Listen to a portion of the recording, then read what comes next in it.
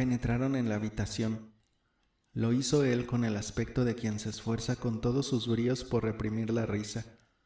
Detrás de él, con cara enteramente contraída de furor, colorado como una amapola, alto y desgarabado, iba Razumihin todo avergonzado.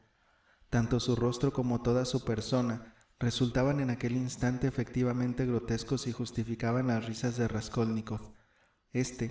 Antes que lo presentaran, hizo una reverencia, deteniéndose en mitad de la sala, y se quedó mirando inquisitivamente a su dueño, de paso que le tendía una mano, pugnando todavía, en apariencia, por contener su hilaridad y poder decir, cuando menos, las 2 o 3 palabras de presentación, pero apenas había tenido tiempo de poner cara seria y murmurar unos sonidos, cuando de pronto, como involuntariamente, volvió a fijar la mirada en Razumihin y no pudo reprimirse. La risa contenida brotó tanto más irrefrenable cuanto más violencia se había hecho hasta entonces para dominarla. La extraordinaria rabia que a Razumihin le infundía aquella risa cordial confería a la escena un carácter de franca alegría y sobre todo de naturalidad. Razumihin, como con toda intención, secundaba la cosa.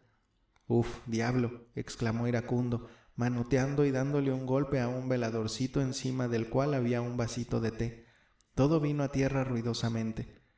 «¿Pero por qué rompéis las sillas, caballeros? Eso implica una pérdida para el Estado», exclamó jovialmente Porfiri Petrovich. La escena se desarrollaba de esta suerte. Raskolnikov, con sus risas, había olvidado su mano en la del dueño de la casa, pero consciente de la medida, aguardaba el momento de poner remate al saludo del modo más rápido y natural. Razumihin, que había acabado de aturrullarse del todo con la caída del velador y la rotura del vaso, contempló con torvo gesto los pedazos, escupió y se alejó luego en dirección a la ventana, donde se quedó de espaldas a sus amigos y con el ceño ferozmente fruncido, mirando hacia afuera y sin ver nada. Porfiri Petrovich se echó a reír y reía con ganas, aunque saltaba a la vista que echaba de menos una explicación. En un rincón, sentado a su mesa, estaba Samiotov, que se había incorporado a medias al ver entrar a los visitantes y aguardaba, entornada la boca en una sonrisa, pero contemplando perplejo y hasta receloso la escena, y a Raskolnikov con una curiosidad marcada. La inesperada presencia de Samiotov hizo en aquel desagradable impresión. «He aquí una cosa para ser tomada en cuenta», pensó. «Usted perdone», empezó fingiendo aturrullamiento, Raskolnikov. «Nada de eso, he tenido mucho gusto, y ustedes han hecho una entrada muy graciosa, pero ¿cómo? ¿Ni siquiera nos quiere dar los buenos días?». Y Porfiri Petrovich señaló con un gesto a Razumihin. «Por Dios, que no sé por qué se habrá puesto así conmigo. Yo no hice más que decirle, durante el trayecto, que se parecía a Romeo, demostrárselo y nada más ha pasado, que yo sepa». «Guarro», replicó sin volverse Razumihin. «Eso quiere decir que tiene razones muy serias cuando se enfada así por una palabrilla», observó riendo Porfiri. «Bueno, tú también, juez, el diablo que os lleve a todos», exclamó Razumihin, y de pronto, echándose también a reír, con la cara más alegre del mundo, cual si nada hubiera pasado, se acercó a Porfiri Petrovich. «Guasón, todos sois unos imbéciles. Al grano. Aquí tienes a mi amigo Rodión Romanovich Raskolnikov, el cual, ante todo, me ha oído hablar de ti y tenía muchos deseos de conocerte, y además tiene que hablarte de un asuntillo. Hola, Samiotov, ¿cómo es que estás aquí? Pero entonces, ¿os conocéis? ¿Desde cuándo sois amigos?» «¿Qué es esto?», pensó Raskolnikov inquieto. Samiotov pareció aturrullarse, pero no mucho. «Nos conocimos ayer en tu casa», dijo con despreocupación. «Eso quiere decir que Dios me ha ahorrado la molestia. Desde la semana pasada no hace más que porfiriarme para que te lo presentara, Porfiri, y no habéis necesitado de mí para conoceros. ¿Dónde tienes el tabaco?». Porfiri Petrovich estaba allí en traje de casa, en batín, camisa muy limpia y en chancleta. Era hombre de unos 35 años, de estatura menos que mediana, metido en carnes y hasta con abdomen todo afeitado, sin bigote ni patillas, con el pelo cortado al rape, en su cabeza grande y redonda, que formaba una protuberancia especialmente rotunda en el cogote. Su cara, llena, redonda y un poco chata, era de un color enfermizo, amarillo oscuro, pero bastante vivaracha y hasta risueña. hubiérasela calificado de bonachona a no ser por la expresión de los ojos, de cierto brillo aguanoso, cubiertos por unas pestañas casi blancas, siempre inquietas, cual si se guiñase con alguien. El mirar de aquellos ojos formaba un contraste extraño con toda la figura, que de por sí mostraba algo de femenino y le comunicaba una seriedad mayor de la que a primera vista se habría podido esperar. Porfiri Petrovich, no bien hubo oído que el visitante traía un asuntillo para él, le rogó inmediatamente que tomase asiento en el diván, en cuyo otro pico lo hizo él, y se quedó mirándolo en la inmediata espera de la exposición del asunto, con esa atención forzada y ya demasiado seria que hasta resulta enojosa y desconcierta la primera vez, sobre todo a un desconocido, y principalmente si aquello que tenéis que decir dista mucho, a juicio vuestro, de ser proporcionado a esa atención inusitadamente grave que os muestran. Pero Raskolnikov, en frases breves y desenfadadas, con toda claridad y precisión, le expuso su asunto, y tan satisfecho quedó de sí mismo que hasta tuvo tiempo para fijarse muy bien en Porfiri. Porfiri Petrovich tampoco apartó de él la vista ni una sola vez en todo el tiempo. Razumihin, que se había colocado frente a ellos en la misma mesa, seguía con ardor e impaciencia la exposición del asunto, paseando alternativamente la mirada del uno al otro, lo que en cierto modo resultaba excesivo. «Imbécil», murmuró para sí Raskolnikov. «Debe usted dar parte a la policía», confesó Porfiri con el aire más objetivo del mundo, comunicándole que, habiéndose enterado de tal suceso, o sea, de ese crimen, ruega usted, a su vez, le sea comunicado al juez de instrucción encargado del sumario que tales y cuales objetos son de su propiedad de usted y que los desea rescatar, o bien, pero ya le escribirán a usted. La cosa es que yo ahora, en este momento, objetó Raskolnikov haciendo todo lo posible por parecer azorado, ando muy mal de dinero, y ni siquiera esa menudencia podría. Yo, mire usted, únicamente deseaba ahora hacer constar que esos objetos son míos, y cuando tenga dinero... Eso es igual, respondió Porfiri Petrovich, acogiendo con toda frialdad aquella declaración financiera. Por lo demás, puede usted, si así lo desea, escribirme a mí directamente en ese mismo sentido, diciendo que habiéndose enterado usted de tal cosa, y como los tales objetos son de su propiedad, solicita, en papel corriente, se apresuró a interrumpirle Raskolnikov, volviendo a mostrar interés por el aspecto financiero del asunto. Oh, en el más sencillo. Y de pronto, Porfiri Petrovich se quedó mirándolo con cierto sarcasmo, pestañeó y pareció guiñarle los ojos, aunque bien pudiera ser que se lo pareciera así a Raskolnikov, porque aquello fue cosa de un segundo. Pero por lo menos algo de ello hubo. Raskolnikov hubiera jurado que le había hecho un guiño. El diablo sabría por qué. Está enterado, le cruzó por la mente como un relámpago. Perdone usted que haya venido a importunarle, por una nimiedad así, prosiguió algo corrido. Los referidos objetos valdrán a lo sumo 5 rublos, pero yo los tengo en especial estima porque son recuerdos de quienes me los regalaron, y francamente al enterarme de aquello, temí mucho... Ah, por eso te impresionaste tanto cuando yo lo dije ayer a Zosimov, que Porfiri andaba inquiriendo a los prestatarios, saltó Razumihin con visible atención. Aquello resultaba ya insoportable. Raskolnikov no pudo contenerse y le asestó sus ojos encendidos en cólera, pero enseguida se dominó. Tú, hermanito, por lo visto quieres burlarte de mí, dijo encarándose con él con una excitación hábilmente fingida. Convengo en que quizá haya yo demostrado excesiva inquietud ante ti a cuenta de esos pingos viejos, pero no se me puede tildar por ello ni de egoísta ni de codicioso, pues esos pingos pueden muy bien no serlo en absoluto a mis ojos. Ya te dije hace un momento que ese reloj de plata de valor de 1 grosch es lo único que conservo de mi padre.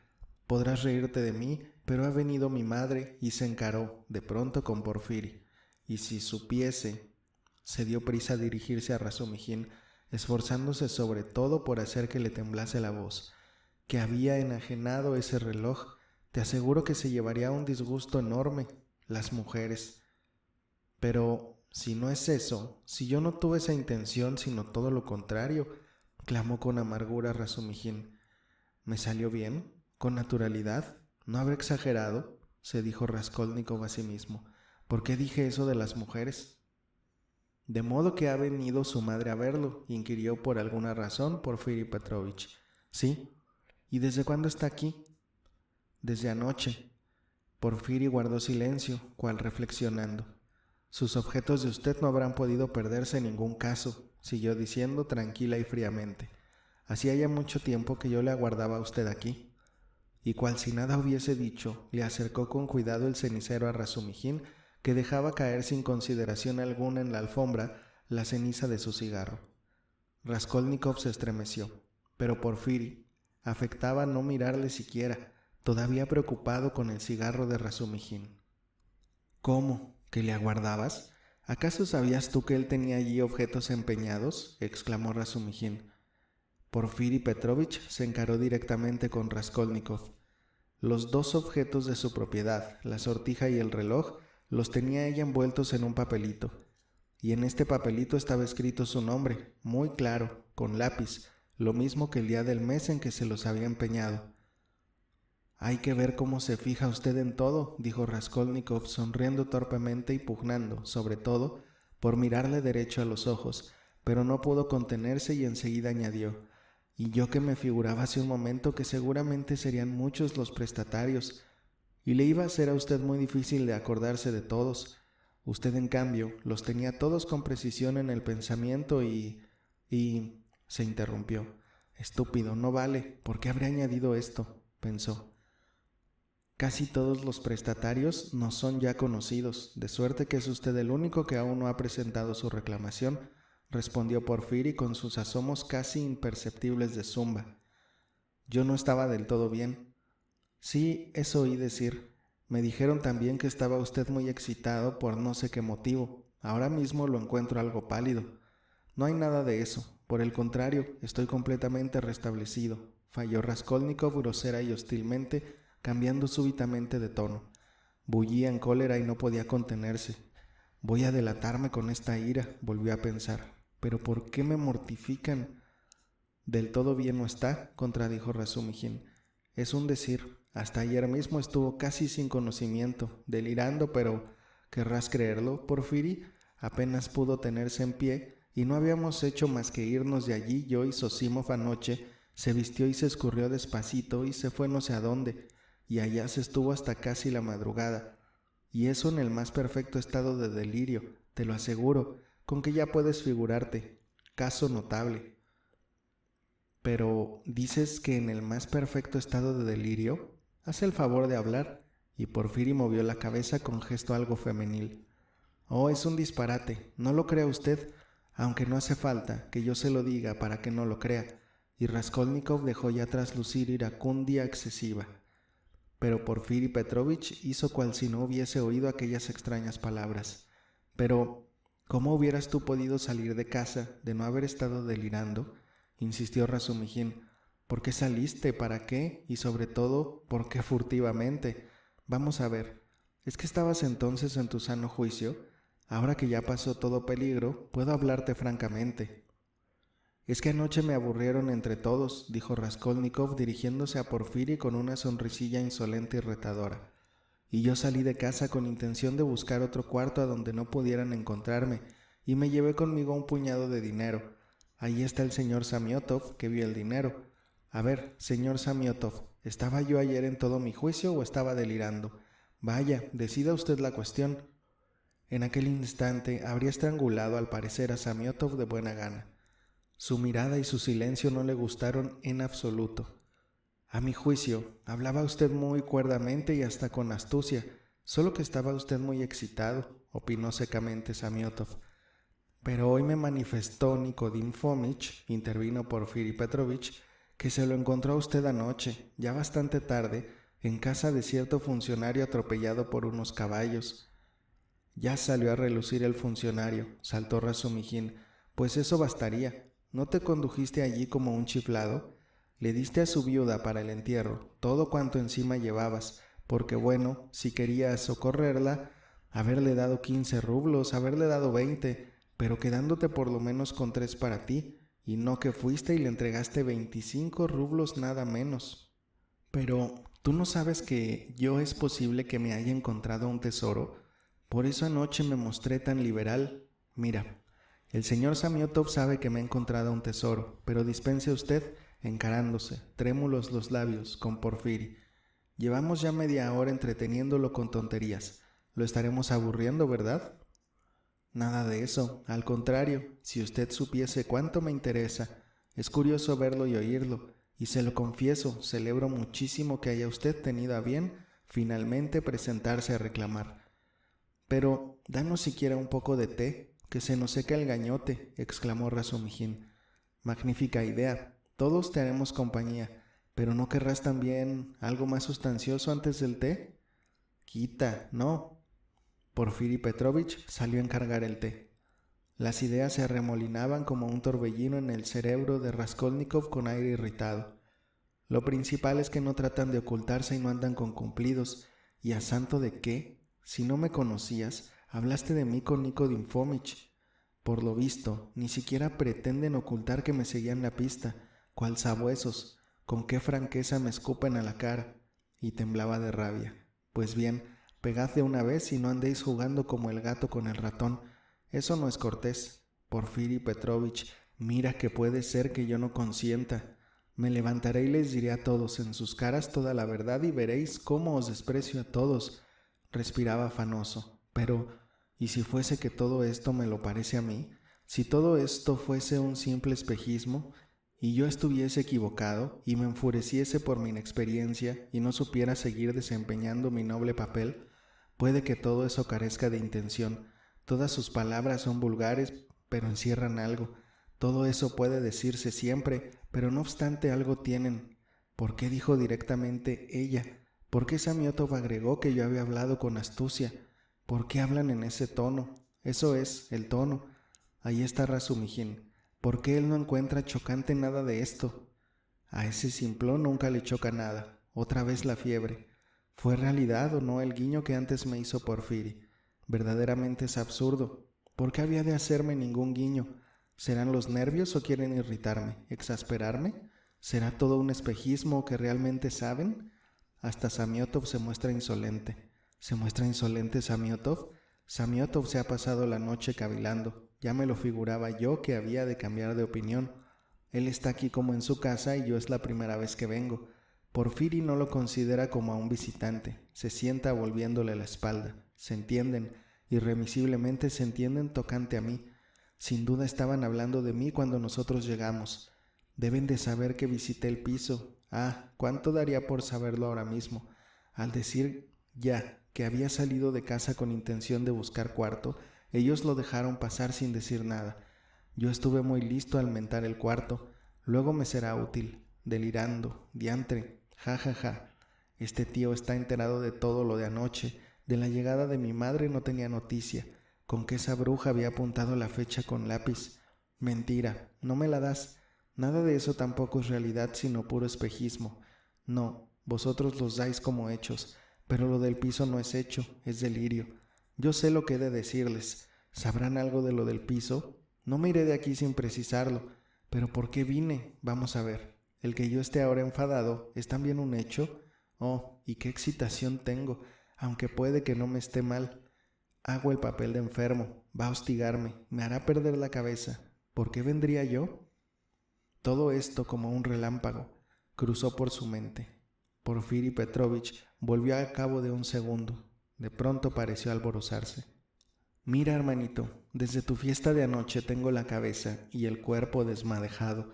Empezó en un tono totalmente distinto dirigiéndose a Razumihin. ¿Qué? ¿Te intereso? Dio la casualidad que tuve que dejaros en el punto más culminante. ¿Quién quedó encima? Nadie, naturalmente. Agitaban las eternas cuestiones, se remontaban a las alturas. Figúrate, Rodia, lo que llegamos a discutir, si hay o no crimen, se hartaron de despotricar. ¿Qué tiene eso de asombroso? Es una cuestión social corriente, contestó Raskolnikov con aire distraído. Es que la cuestión no la plantearon así, observó Porfiri. Es verdad, asintió enseguida Razumihin, atropellándose y exaltándose, según su costumbre. Mira, Rodión, escucha primero y di luego tu opinión, lo deseo. Yo estaba anoche que me salía de mi pellejo aguardándote. Les había anunciado que irías. Empezó la cosa desde el punto de vista de los socialistas. Sabido es el tal punto de vista. El crimen es una protesta contra la normalidad del régimen social. Eso y nada más que eso. Y no hay que buscarle otras causas. Se acabó. Mientes, exclamó Porfiri Petrovich. Se animaba visiblemente y a cada paso sonreía mirando a Razumihin. No se admite nada más, le interrumpió Razumihin acalorado. Yo no miento. Ya te mostraré libros. Todo, según ellos, se debe al ambiente del etéreo. Y nada más. Magnífica frase, de donde se deduce directamente que si la sociedad estuviese constituida normalmente, entonces ya acabarían de un golpe todos los crímenes, puesto que ya no habría contra qué protestar y todos en un momento pasarían a ser inocentes. La naturaleza no la toman en consideración, la han puesto en el arroyo, no toleran a la naturaleza. Para ellos no será la naturaleza la que, desarrollándose de un modo histórico, vivo, hasta el fin, acabará por convertirse ella misma en una sociedad normal, sino que por el contrario, el sistema social, brotando de alguna cabeza matemática, procederá enseguida a estructurar la humanidad toda, y en un santiamén la volverá justa e inocente, más pronto que ningún proceso vivo, sin seguir ninguna senda histórica y viva. Por eso ellos, instintivamente, sienten aversión por la historia. Solo se encuentra en ella monstruosidades y estupideces. Ellos todos se lo achacan a la estupidez, y por eso tampoco gustan del proceso vital de la vida. No quieren nada con el alma viva. El alma viva de la vida tiene exigencias. El alma viva no obedece mecánicamente. El alma viva es suspicaz. El alma viva es retrógrada. Y aunque huela a muerto, ellos pueden construir un alma de caucho, que no será viva, ni tendrá voluntad, y será una esclava y no se insurreccionará. Y llegan al resultado de idear un simple amasijo de ladrillos, ¿sí?, a la distribución de corredores y habitaciones del falansterio. El falansterio está listo, pero vuestra naturaleza no lo está aún para el falansterio. Ansía la vida. El proceso vital no ha terminado aún. Es todavía temprano para la huesa. Con la lógica sola es imposible saltar por encima de la naturaleza. La lógica propone 3 casos, mientras que hay millones de ellos. Pues haced tabla rasa de esos millones y reducidlo todo al simple problema de la comodidad. Esa es la solución más fácil del enigma. Da una claridad seductora y evita la molestia de pensar, porque lo esencial es eso, no tener que pensar. Todos los misterios de la vida pueden compendiarse en 2 hojas de papel impreso. ¡Ea! Ya se desfogó el tamborileo. Hay que tirarle de la mano, bromeó Porfiri. Figúrese usted, y se dirigió a Raskolnikov. Anoche 6 personas metidas en un cuarto, y además cargadas de ponche previamente. Ya puede usted imaginarse. No, hermanito, tú mientes. El medio significa mucho en la criminalidad. Eso te lo afirmo yo. También yo sé que influye mucho, pero dime, un cuarentón violó a una niña de 10 años. ¿Fue el medio el que a ello le indujo? Pues sí, en el estricto sentido de la palabra puede decirse que fue el medio. Con grave firmeza observó Porfiri. Puede explicarse el crimen en gran parte por la niña y en gran parte también por el medio. Razumihin se puso furioso. Bueno, pues si quieres yo te demostraré, dijo acalorándose, que si tú tienes las pestañas blancas es sencillamente porque Iván el Grande tenía 35 sachem de estatura, y te lo demostraré de un modo claro, exacto, progresivo y hasta con sus ribetes de liberalismo. Anda, ¿te apuestas algo? Me lo apuesto. Vamos a ver cómo nos lo demuestras. Vaya, no hace más que jugar con las palabras, diablo, exclamó fuera de sí Razumihin y saltó de la silla manoteando. ¿Vale la pena hablar contigo? Todo esto lo hace con intención. Tú aún no le conoces, Rodia. Anoche se puso de parte de eso solo por embromarlos, y hay que ver las cosas que dijo anoche, señor, y todos tan contentos de oírle. Y es capaz de seguir la broma durante 2 semanas. El año pasado nos convenció a todos de que, por ciertas razones, iba a meterse a fraile. 2 meses nos tuvo engañados así. Hace poco se le ocurrió echar a volar la especie de que iba a casarse y que todo estaba ya listo para la boda. Hasta se mandó a hacer un traje nuevo. Nosotros ya habíamos empezado a felicitarle. Pues bien, no había nada de eso, por no haber ni novia. Todo guasa. Mientes, el traje me lo había mandado hacer antes. Precisamente el traje nuevo fue el que me sugirió la broma. Pero después de todo, ¿por qué es usted tan guasón?, preguntó Raskolnikov con desenfado. Pero, ¿usted pensaba que no lo era? Aguarde usted, que también caerá en mis redes, ja. No, mire usted, voy a decirle toda la verdad. A propósito de todas esas cuestiones del crimen, el medio, la niña, me viene ahora a la memoria. Por lo demás, siempre me interesó un artículo suyo, del crimen o algo por el estilo. No recuerdo bien el título. Hace 2 meses tuve la satisfacción de leerlo en La Palabra Periódica. ¿Un artículo mío en La Palabra Periódica?, inquirió Raskolnikov asombrado. Yo efectivamente hará cosa de medio año, al dejar la universidad, escribí un artículo a propósito de un libro, pero lo llevé a La Palabra Semanal y no a La Periódica. Pues fue a parar a La Periódica. Pero si La Palabra Semanal había dejado de publicarse, por lo que quedó inédito mi artículo. Es verdad, pero al dejar de publicarse La Palabra Semanal, se fundió con La Palabra Periódica, así que su artículo de usted se publicó. Hará cosa de 2 meses en La Palabra Periódica.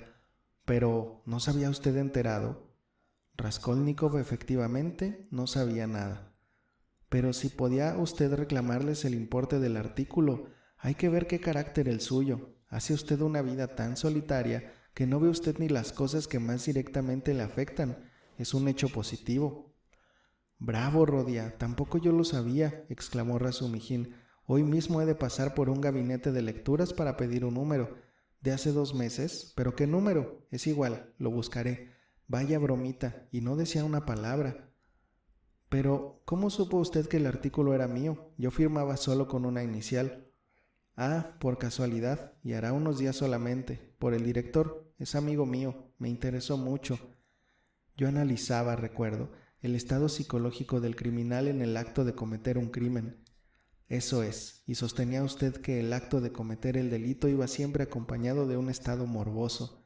Muy original, pero aunque a mí no fue esta parte de su artículo la que especialmente me interesó, sino algunas ideas que exponía al final de aquel, pero que exponía usted, y es de lamentar, de un modo poco claro, en forma de alusiones, en una palabra. Si usted se acuerda, había allí cierta alusión al hecho de haber en el mundo algunos individuos que podrían, es decir, no que podrían, sino que tienen perfecto derecho a cometer toda suerte de actos deshonrosos y de crímenes para los cuales es como si no se hubiese escrito la ley. Raskolnikov se sonrió ante aquella forzada y laboriosa explicación de su idea. ¿Cómo? ¿Qué es eso? ¿El derecho al crimen? Pero no será por culpa del deletéreo ambiente, inquirió Razumijin con cierto susto. No es nada de eso, le replicó Porfiri. Todo el quid está en que en su artículo divide usted a los hombres en ordinarios y extraordinarios. Los hombres vulgares deben vivir en la obediencia y no tienen derecho a infringir las leyes por el hecho mismo de ser vulgares, pero los extraordinarios tienen derecho a cometer toda suerte de crímenes y a infringir de todas las maneras las leyes, por el hecho mismo de ser extraordinarios. Así me parece que decía usted, si no estoy equivocado. Pero, ¿qué es eso? Eso no puede ser, gruñó Razumijin perplejo. Raskolnikov volvió a sonreírse. Comprendía al fin de qué se trataba y por qué le querían hacer hablar. Recordaba su artículo. Se decidió a aceptar el reto. No es eso enteramente lo que yo decía, declaró sencillamente y en voz alta.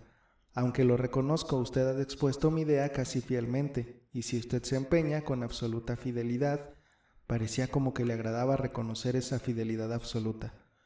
La diferencia consiste tan solo en que yo no sostenía ni remotamente que los hombres extraordinarios estuviesen obligados y hubiesen, sin remisión, de cometer siempre toda suerte de actos deshonrosos, según usted dice. Me parece incluso que la censura no lo hubiera dejado pasar. Yo me limitaba sencillamente a insinuar que los individuos extraordinarios tenían derecho, claro que no de un derecho oficial, a autorizar a su conciencia a saltar por encima de ciertos obstáculos, y únicamente en el caso en que la ejecución de su designio, salvador a veces, acaso para la humanidad toda, así lo exigiere. Usted ha tenido a bien decir que mi artículo no estaba claro. Yo estoy dispuesto a explicárselo a usted hasta donde pueda. Es posible que no me equivoque si supongo que usted así lo desea, Pues dígalo.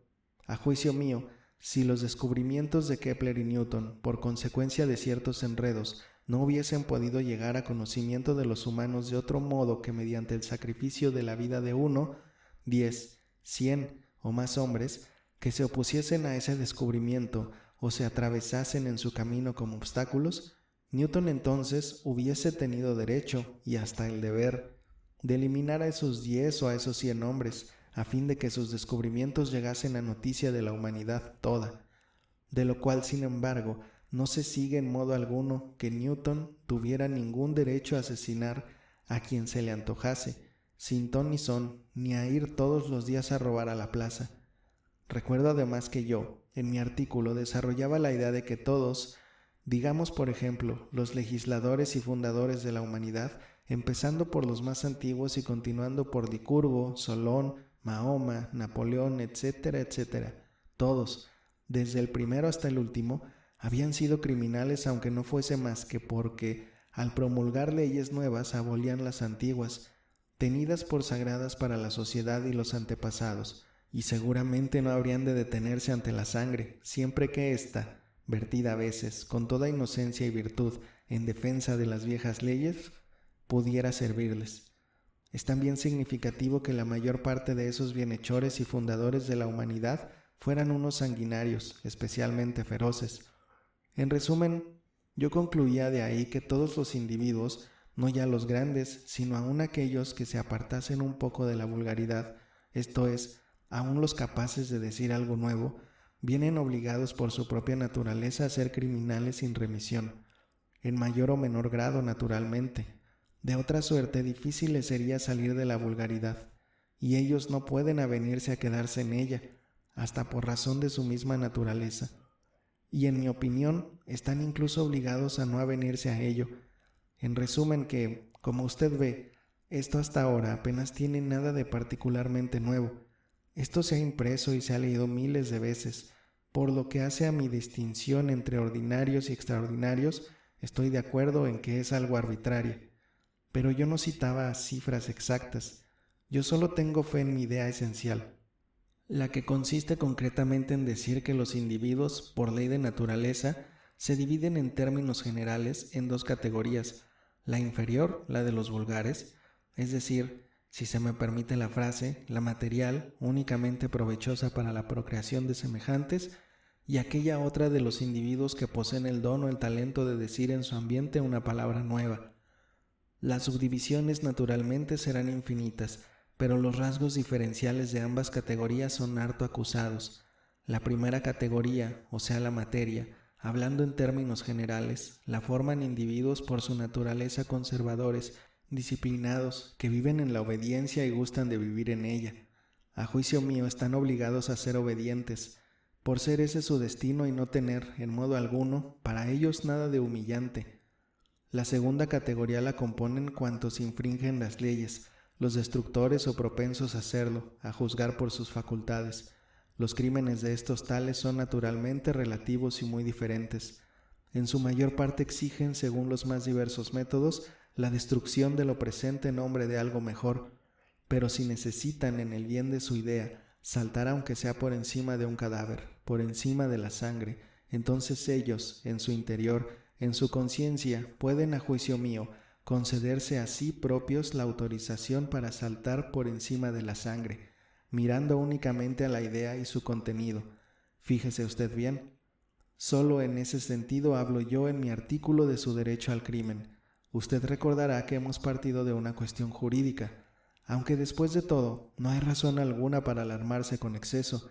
Casi nunca la masa les reconoce este derecho, sino que los castiga o los manda ahorcar, más o menos, y así, con absoluta justicia cumple su destino conservador, lo cual no es óbice para que, en las generaciones siguientes, esa misma masa erija a los castigados sobre pedestales y se incline ante ellos, más o menos.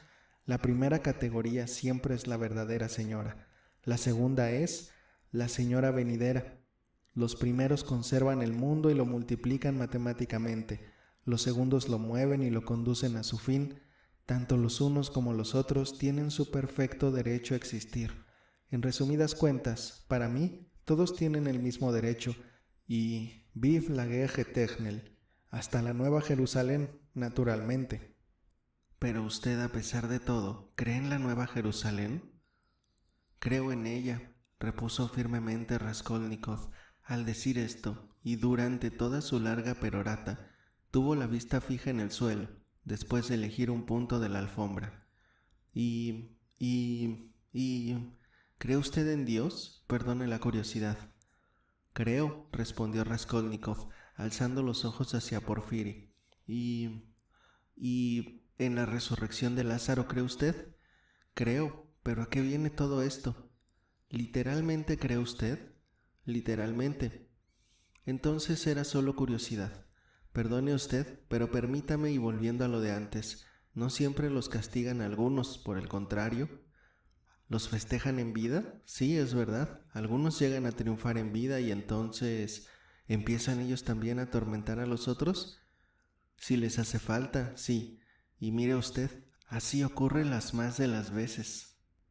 Su observación general es bastante aguda. Muchas gracias, pero dígame una cosa, ¿en qué se diferencian esos hombres extraordinarios de los vulgares? ¿En el nacimiento tienen algún signo especial?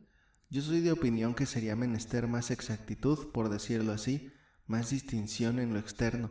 Disculpe usted en mí la natural inquietud de un hombre práctico y bien intencionado, pero ¿no sería posible que llevasen, por ejemplo, un traje especial, algo distintivo, alguna insignia, algo, en fin, que los diese a conocer?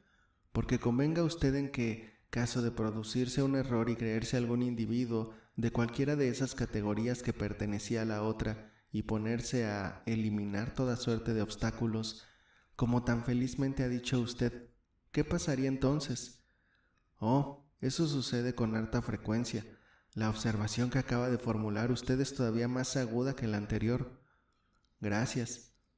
No hay de qué. Pero tenga usted en cuenta que esa equivocación solo es posible en sujetos de la primera categoría, es decir, en los individuos vulgares, según quizá muy impropiamente los designo yo. No obstante, su propensión innata a la obediencia, por alguna travesura de la naturaleza, de que ni la vaca misma está libre, muchos de ellos se imaginan seres avanzados, destructores, y corren tras la palabra nueva, y esto con sinceridad absoluta. En realidad, con harta frecuencia, no saben distinguir a los nuevos y hasta los miran con desdén como a gentes atrasadas y que piensan bajamente. Pero a mi juicio no hay en eso motivo serio de inquietud, y usted verdaderamente no debe sentir la menor alarma, pues nunca esos individuos van lejos. Por su engreimiento, sin duda, se les podría azotar alguna vez, a fin de recordarles cuál es su puesto, pero para eso nada más. Pero ni siquiera es preciso el verdugo. Ellos mismos se flagelan porque son muy morales. Algunos se prestan mutuamente este servicio y otros se azotan por su propia mano. Se imponen además diversas penitencias públicas, lo que resulta hermoso y edificante. Y en suma, que no debe usted sentir menor inquietud. Esa es la ley. Vaya, por lo menos en este respecto me tranquiliza usted un tanto. Pero vea usted otra cosa. ¿Quiere usted hacer el favor de decirme si son muchas esas personas que tienen derecho a asesinar a sus semejantes, esos hombres extraordinarios? Yo desde luego estoy dispuesto a inclinarme ante ellos, pero convenga usted conmigo en que da un poco de repeluco el pensar que puedan ser muy numerosos. Oh, no se alarme usted tampoco por eso, siguió Raskolnikov en el mismo tono. En general, individuos con ideas nuevas, incluso en algún modo capacitados para decir algo nuevo, nacen poquísimos, son de una escasez verdaderamente rara. Lo único cierto es que el orden de generación de los individuos de todas esas categorías y divisiones debe de estar fijamente marcado y definido por alguna ley natural. Esta ley, claro, nos es hasta ahora desconocida, pero yo creo que existe y que por tanto podemos llegar a conocerla. La enorme masa de los individuos, la material, viene al mundo tan solo para finalmente, por medio de algún esfuerzo, en virtud de algún proceso ignorado hasta ahora y merced a algún cruzamiento de rarezas y especies, engendrar y traer al mundo, aunque solo sea en la proporción de 1 por 1000, un hombre verdaderamente independiente. Con una independencia superior todavía, solo nace quizá en este mundo un individuo por cada 10.000, Hablo naturalmente a ojo, y con una independencia todavía mayor, solo uno por cada 100,000. Los hombres geniales se dan uno entre millones y los grandes genios, los fundadores de la humanidad, quizá en el transcurso de muchos miles de millones de seres sobre la Tierra. En resumen, que yo no he podido ver la retorta en que todo esto se prepara, pero no tiene más remedio que haber determinada ley. Eso no puede ser obra de la casualidad. Pero, ¿es que estáis de broma los dos o qué? Exclamó por fin Razumihin. ¿Es que os estáis tomando el pelo mutuamente? ¿Se han sentado ahí y se están burlando lindamente uno de otro? ¿Es que hablas en serio, Rodia? Raskolnikov en silencio alzó hacia él su pálido rostro, casi lúgubre, y no respondió nada. Y a Razumihin le pareció extraña, frente a aquella cara tranquila y triste, la cara franca, provocativa, irritada y descortés de Porfiri. Bueno, hermanito, si eso va en serio, entonces tú, sin duda alguna, tienes razón al decir que nada de eso es nuevo y que se parece a lo que 1000 veces hemos leído y escuchado.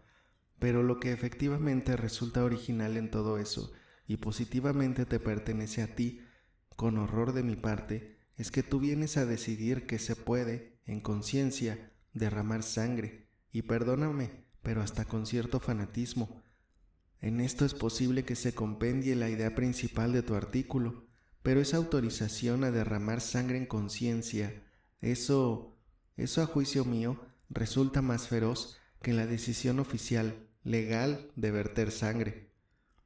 Perfectamente justo, más feroz, asintió Porfiri. No, tú en esto vas demasiado lejos, eso es un error. Yo te leeré, tú exageras, no es posible que tú pienses así, leeré. En el artículo no hay nada de eso, allí solo hay insinuaciones, declaró Raskolnikov. Así es, asintió Porfiri. Yo veo claro ahora cómo considera usted el crimen, pero perdone usted mi insistencia. Lo estoy importunando mucho, me remuerde la conciencia. Vea usted una cosa, me tranquilizó usted antes mucho respecto a los casos erróneos de confusión entre las dos categorías, pero ahora vuelven a inspirarme inquietud algunos casos prácticos. Y si alguna vez a un hombre hecho y derecho o a un jovencito les diese por creerse un Licurgo o un Mahoma, futuro, naturalmente, y se lanzase a eliminar a todos los obstáculos que se le opusiesen, tengo que emprender, diantre, un viaje largo y para un viaje así hace falta dinero. Bueno, y empezase a agenciárselo para el viaje. ¿Comprende usted? Samiotov de pronto estornudó en su rincón. Raskolnikov ni siquiera alzó hasta él la mirada. No tengo más remedio que convenir, replicó muy tranquilo, en que efectivamente se han de dar casos de esos. Los imbéciles y vanidosos suelen incurrir especialmente en ese error, sobre todo los jóvenes. Ea, ya lo está usted viendo, y entonces... Aunque así fuere, dijo, sonriendo, Raskolnikov, yo no tengo de eso la culpa. Así es y así será siempre. Ahí tiene usted a ese, señalando a Razumihin, que acaba de decir que yo autorizo la efusión de sangre, y que, para eso está la sociedad harto defendida mediante las deportaciones, las cárceles, los jueces, los presidios. ¿Por qué inquietarse? Corran tras el ladrón. Bien, y si lo cogemos, lo tendrá merecido. Por lo menos es usted lógico, pero, y tocante a su conciencia, ¿qué le interesa a usted eso? Sí, me interesa por humanidad. Quien la tiene sufre al reconocer su hierro. Esa es su expiación, sin contar el presidio. Vaya, los verdaderamente geniales, exclamó frunciendo el ceño Razumihin. Pero aquellos a los que se les confiere el derecho a asesinar, ¿no deberán sufrir en modo alguno incluso por la sangre vertida? ¿A qué viene eso de deberán? En este terreno no hay ni permiso ni prohibición. Sufrirán si sienten piedad de la víctima. El sufrimiento y el dolor son inherentes a una amplia conciencia y a un corazón profundo. Verdaderamente los hombres grandes, a mi juicio, tienen que padecer en el mundo un gran pesar, añadió de pronto pensativo, casi en otro tono que el del diálogo. Alzó los ojos, los miró a todos caviloso, sonrió y cogió su gorra.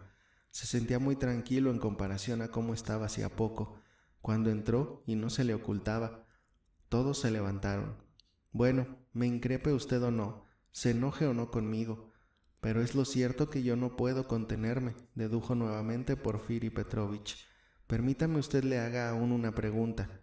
Ya le he molestado bastante. Una sola preguntita, únicamente para no olvidar. Bien, expóngame usted su idea. Y Raskolnikov, serio y pálido, se paró ante él a la expectativa. Pues verá usted, en verdad no sé cómo expresarme menos torpemente. Se trata de una idea demasiado chistosa, psicológica. Voy a decírselo. Al escribir usted ese artículo, seguramente es que, jejeje, se consideraba usted a sí mismo, aunque solo fuera un poquitín, como un ser extraordinario y que dice una palabra nueva. Vamos, en el sentido en que usted da esta frase. ¿No es así? Es muy posible que así fuera, respondió despectivamente Raskolnikov. Razumijin hizo un gesto. Pero si así es, entonces, ¿es que usted también se cree con derecho, en caso de contratiempo y apuros en la vida, o para acelerar el progreso de la humanidad, a saltar por encima de todos los obstáculos, como por ejemplo a matar y a robar? Y otra vez volvió de pronto a guiñarle el ojo izquierdo y a reírse de un modo imperceptible, exactamente como hacía un momento. Si yo me saltase los obstáculos, sin duda no había de decírsela a usted, respondió Raskolnikov con desdén provocativo y altanero. No, desde luego. Yo solo se lo preguntaba con la mira de entender mejor su artículo, en un sentido pura y exclusivamente literario. Oh, qué burdo y claro es todo esto, pensó Raskolnikov con repugnancia. Permítame usted haga constar, replicó secamente, que yo no me tengo por ningún Mahoma ni Napoleón, ni por ninguno de esos personajes, por lo cual no podría, no siendo uno de ellos, darle a usted una explicación satisfactoria de cómo habría de conducirme. Bah, ¿quién ahora, entre nosotros, aquí en Rusia, no se siente por un Napoleón?, dijo Porfiri con una familiaridad terrible.